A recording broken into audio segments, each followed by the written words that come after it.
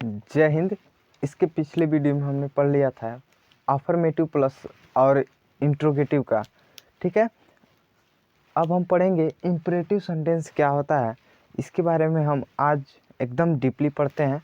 चलिए वीडियो को स्टार्ट करते हैं। अब देखते हैं इम्परेटिव सेंटेंस होता क्या है। देखिए, सबसे पहले तो आप ये जान जाइए कि इम्परेटिव सेंटेंस का मतलब होता है आज्ञा सूचक वाक्य। आप इतना समझ ही गए होंगे, आज्ञा सूचक पहले कह रहा है यानी कि उसमें आज्ञा की बात जरूर होगी। तो आप देखिए यहाँ पे क्या क्या होता है। पहला इम्परेटिव सेंटेंस का मतलब ये होता है कि ऑर्डर। ऑर्डर का मतलब क्या होता है कि जिसे आज्ञा कहते हैं ना। ऑर्डर मतलब आदेश या फिर आज्ञा। कि कहते हैं हम सिट डाउन, तो कहेंगे बैठ जाओ। ठीक है, तुम वहाँ चले जाओ, गो देयर। ठीक है, तो ये क्या कर रहे हैं, ऑर्डर दे रहे हैं किसी को, जाओ भागो यहाँ से, यू कैन गो, आप जा सकते हो। ऐसे बोल सकते हैं कि ऑर्डर दे सकते हैं उसको। तो जो ऑर्डर देंगे वो क्या है, इम्परेटिव सेंटेंस है। तो जहाँ पे भी ऑर्डर की बात आए, ठीक है, तो जहाँ पे भी ऑर्डर की बात आए वहाँ क्या होगा, इम्परेटिव सेंटेंस होगा। उसके बाद से दूसरा नंबर जो होता है वो होता है रिक्वेस्ट। रिक्वेस्ट का मतलब जैसे कि किसी से हम प्रार्थना करें कि please give me your pen, please sit down, आप कृपया बैठ जाइए, कृपया अपना पेन दीजिए, कृपया अपना बुक दीजिए, कृपया मुझे पानी पिला दीजिए। तो जहाँ पे प्लीज़ आ जाए, प्लीज़ सबसे आसान तरीका है पहचानने का कि जहाँ प्लीज़ आ जाए वहाँ पे क्या है, इम्परेटिव सेंटेंस होता है। इम्परेटिव सेंटेंस का कौन सा, तो कौन सा, रिक्वेस्ट वाला हो जाएगा। तो रिक्वेस्ट वाला जो होता है आप लोग समझ गए होंगे कि क्या होता है कि जहाँ पे एकदम प्रार्थना, एकदम रिक्वेस्ट की जाए, एकदम प्रार्थना की जाए। ठीक है, वहाँ पे किसका प्रयोग होता है, इम्परेटिव सेंटेंस का प्रयोग होता है। चलिए अब देखते हैं तीसरा नंबर वाला। तीसरा नंबर वाला क्या कहता है कि सजेस्टेड। सजेस्ट मतलब सुझाव, जहाँ पे थोड़ा सुझाव की बात की जाए कि जैसे चलो हम चलें पढ़ने के लिए, चलें, चलो हम खेलने चलें। यहाँ पे सुझाव की बात हो रही है कि चलो, अभी गया नहीं है, यहाँ पे ओपन द डोर, यानी कि उसको भेजना है। ठीक है, उसको ले चलना है, सुझाव दे रहे हैं कि ऐसा करो, चाहे कह सकते हैं कि तुम्हें ये करना चाहिए। ये भी क्या है, एक तरह का सुझाव है। तो क्या होता है कि सजेस्ट जो होता है वो भी इम्परेटिव सेंटेंस के अंतर्गत आता है। अब इतना हमने देख लिया, अब कुछ एग्जाम्पल भी और कुछ इसके फैक्ट्स भी देख लेते हैं।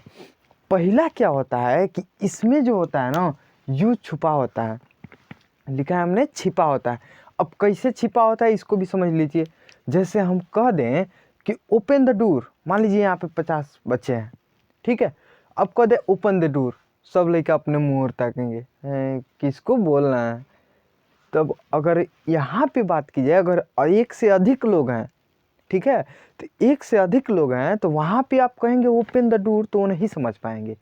तो एक से जहाँ अधिक लोग होते हैं वहाँ पे क्या बोला जाता है, स्पीकिंग में सिर्फ बोल सकते हैं इसको, स्पीकिंग में सिर्फ बोल सकते हैं कि यू, मतलब एक को कहना है आपको। अगर किसी एक को कहना है कि यू ओपन द डोर, यानी कि तुम दरवाज़ा खोलो।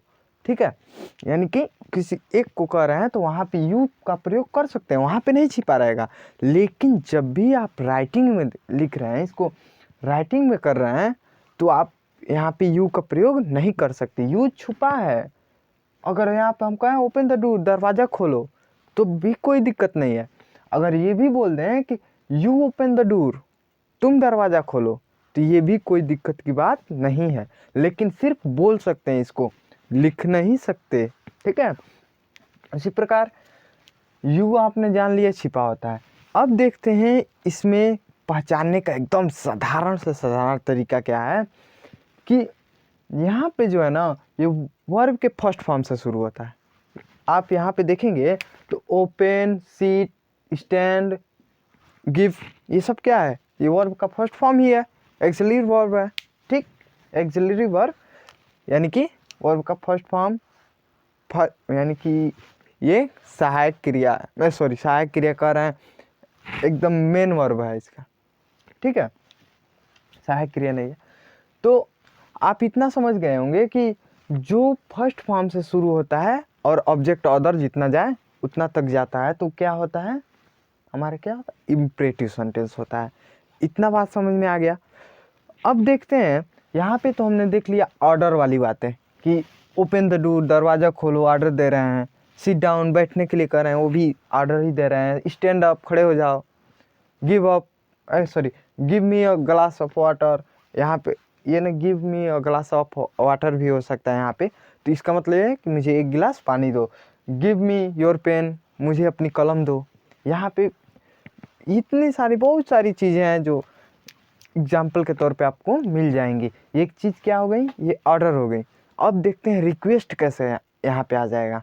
ठीक है, रिक्वेस्ट कैसे आ जाएगा, अगर हम इसी एग्जाम्पल को यहाँ पे थोड़ा सा बदल दिए हैं कि जैसे यहाँ पे ऑर्डर दे रहे थे ओपन द डोर, लेकिन अपने से बड़ा होगा कोई तो अपने आप पापा कहेंगे दरवाज़ा खोलो, ऐसे नहीं कर सकते।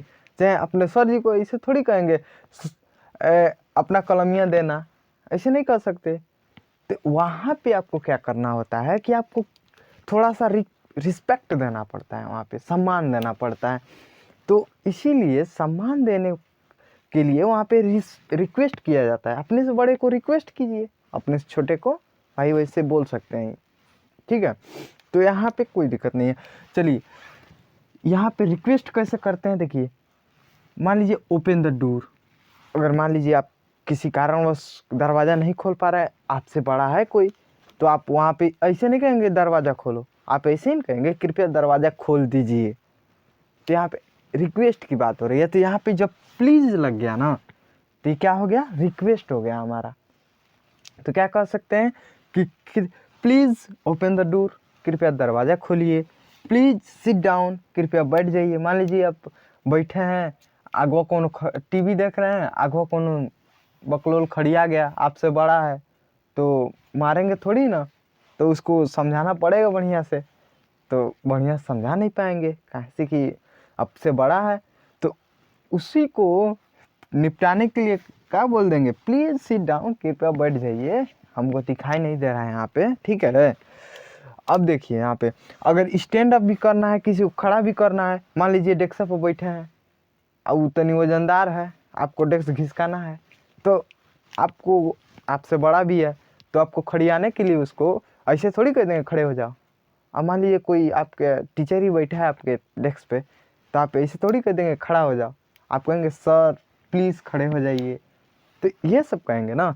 तो वहाँ पे प्लीज़ का जहाँ प्रयोग हो जाए वहाँ पे रिक्वेस्ट दिखाने की बात होती है। तो रिक्वेस्ट वाला आपको एग्जाम्पल समझ में आ गया होगा। अब देखते हैं सजेस्टेड क्या होता है, यानी कि सजेस्ट क्या होता है, सुझाव क्या होता है। सुझाव का मतलब ये होता है कि जैसे अभी को मैंने बताया है कि क्या कर रहे हैं, किसी को जाने के लिए हम उत्साहित कर रहे हैं, एक तरह से समझिए कि उत्साहित कर रहे हैं कि चलिए आपको ये काम करना चाहिए, आपको इसमें सफलता ज़रूर मिलेगी, आपको आप बहुत ही डेवलप हो सकते हैं। ऐसे करने वाली चीज़ों को हम क्या कहते हैं, सजेस्ट, यानी कि सुझाव कहते हैं। जैसे गो स्टडी, मतलब जाओ पढ़ो, यानी कि हम सुझाव दे रहे हैं कि नहीं, यहाँ पे भी सुझाव दे रहे हैं। या कह दिए गो देयर, यानी कि वहाँ जाओ, ये भी क्या है, सुझाव है।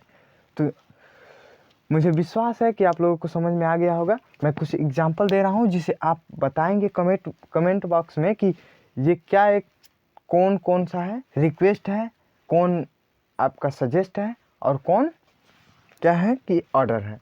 ठीक है, तो हमने यहाँ पे लिख दिया गिव मी फूड, पहला नंबर, इसे आप बताइएगा क्या है, ऑर्डर है कि रिक्वेस्ट है।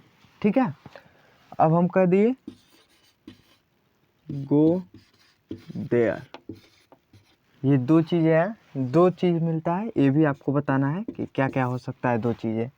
ठीक है, उसके बाद से हम कह दिए यहाँ पे तीसरा number stand up, stand up, sorry इन माई बेंच।